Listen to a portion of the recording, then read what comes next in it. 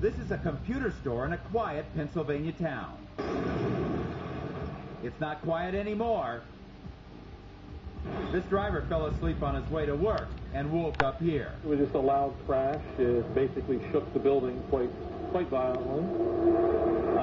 Obviously didn't know what was going on. The store is destroyed and the driver is okay, though a bit shaken up. Guess he wasn't expecting a hard drive this morning.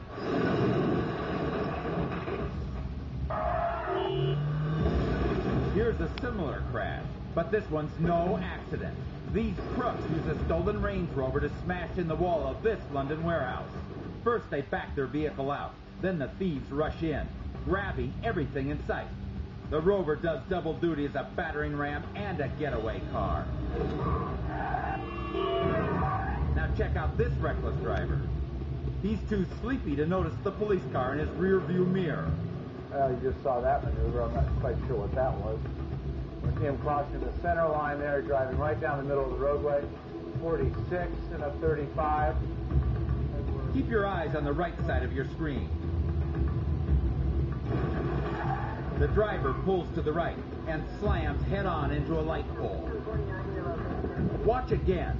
Just as the officers are about to stop him, he does their job for them. You all right? He's all right, and you can bet he's awake now.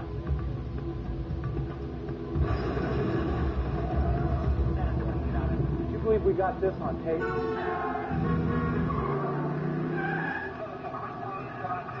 The driver of this yellow pickup truck slipped away from a rural gas station without paying.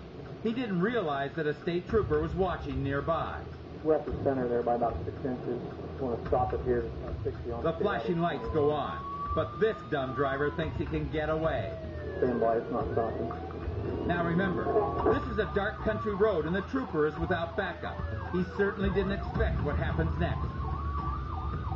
Hey, so it's turned into a driveway here. The driver abruptly turns onto a side road. The trooper follows. But then, this dummy thinks he can get away by backing up, but the police car is behind him.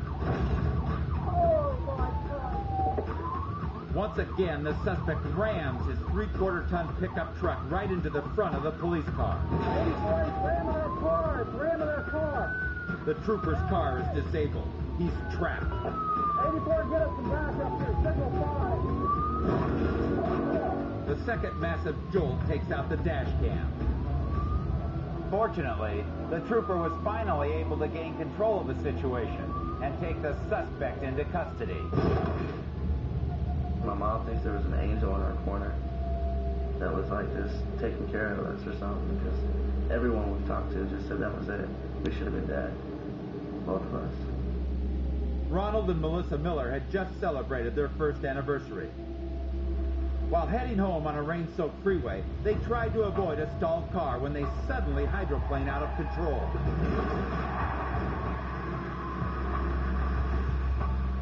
Watch again. We came up underneath the bridge, and next thing I know, we're just sliding sideways. Didn't even see the water. And by the time we saw it, we hit it, and the car just started spinning. Just out of nowhere. It's horrible, because we didn't know what was going on. And the car just totally did like a 180, hit the wall. And Rob said that we needed to get out of that car. I knew that we had to get out immediately before anything worse could happen. Ron knows that they are in mortal danger, and this local TV news footage proves him right. But before he's able to pull his bride to safety, a 2-ton truck driving too fast for the hazardous conditions plows into the Miller stalled car. Melissa is helplessly trapped inside. Watch again. I can see pieces flying everywhere. I could actually see Melissa still in the car, going with the semi, and I just started screaming. I don't know what told me, get out now, you know. It's just, you do. And I know Ron was standing there against the side of the road, and I had to get out. Somehow, Melissa escapes the wreckage and huddles with her husband by the center divider. Amazingly, paramedics are nearby tending to another accident. They try desperately to get across the crowded highway to help, but then Another speeding driver demolishes the Miller's car. It kind of happened so fast, the adrenaline just kicked in. Everything just felt like it happened in seconds. Look again as the sedan smashes into their car. Melissa barely escapes in time. I just turned around and started screaming out my wife's name. I just heard this horrible crashing noise. And you could hear it scrape down the median wall. A wretched noise. It could have been fatal. Their car is destroyed, but incredibly, Ron and Melissa are able to walk away. After we finally did manage to get back over the wall and start to cross the road, you know, we were holding hands, just feeling exactly how lucky we were to still be together and have each other after a horrible ordeal like this.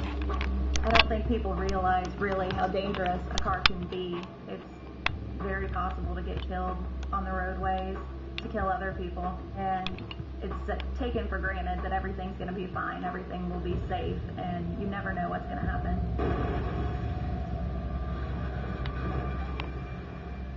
This conflict